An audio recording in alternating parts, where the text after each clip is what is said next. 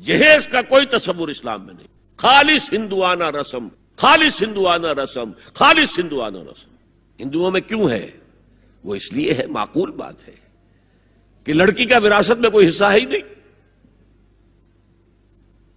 وہ تو جب گھر سے نکل رہی ہے کچھ دے دلا کے رخصت کر دو. دان دہیج یہ خیرات ہے، لڑکی کا حق کوئی نہیں ہے گھر پر. اسلام میں تو لڑکی وارث ہے.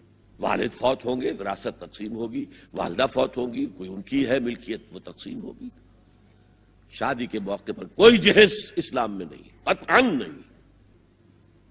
غلطی سے حضرت فاطمہ کے جہیز کو جہیز کہہ دیا گیا. وہ جہیز کیا تھا؟ ایک پیسہ بھی حضور کے اپنی جیب سے نہیں تھا. اس شادی میں خاص بات کیا تھی کہ دولہا کے ولی بھی حضور ہی ہے. اور کون ہے؟ علی کا کون تھا مدینے میں؟ اور دلہن کے والد بھی حضور ہیں. اب حضور پوچھتے ہیں حضرت علی سے تمہارے پاس مہر دینے کے لیے کچھ ہے؟ عرض کیا میرے پاس تو کچھ نہیں. وہ فقراء صحابہ میں سے تھے. فرمایا مہر تو دینا ہے، تمہارے پاس ایک زرہ ہوتی تھی. جی ہاں زرہ تو ہے. انہوں نے یہ سمجھا زرہ تو جہاد کے لیے ہے، کوئی وہ دولت تو نہیں ہے. فرمایا جاؤ اسے بیچو یا گروی رکھ کے قرض لے کر آؤ.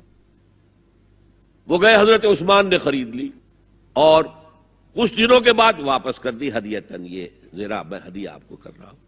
اس وقت اگر کہتے چھوڑو علی کہاں تو لو میں پیسے دے دیتا ہوں تمہیں، تو ان کی طبیعت پر بار ہوتا. اس پیسے سے حضور نے کچھ پیسے گھر بھیجے اندر، دلہن کو ذرا تیار کر دو.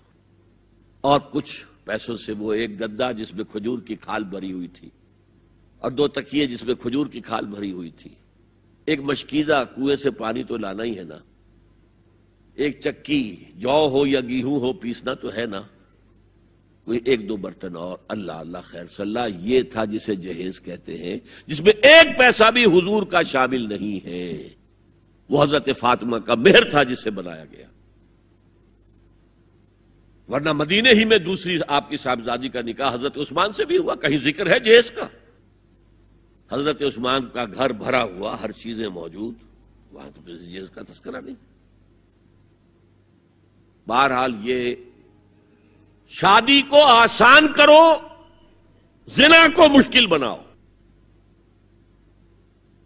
یہاں شادی کے لیے 9 من تیل ہوگا تو رادھا ناچے گی. ورنہ یہ کہ بڑی ہو رہی ہے، عمر ہو رہی ہے، سب کچھ ہو رہا ہے، لیکن کچھ تقاضے تو ہے نا. آخر کچھ تو کرنا ہوتا ہے نا. آخر کچھ نہ کچھ لوگوں کو تو کھانا کھلانا ہی ہوتا ہے نا. بارات تو آخر آئے گی ہی نا. کچھ نہ کچھ تو دینا ہی ہوگا. کچھ جوڑے کپڑے، کچھ یہ. اسلام کا فلسفہ جو میں نے 4-5 باتیں آپ کو بتا، فلسفہ یہ ہے کہ لڑکی کے باپ پر ایک پیسے کا بوجھ نہیں. اس نے لڑکی پال پوس کے تمہارے حوالے کر دیا، اب اور کیا چاہتے ہو تم؟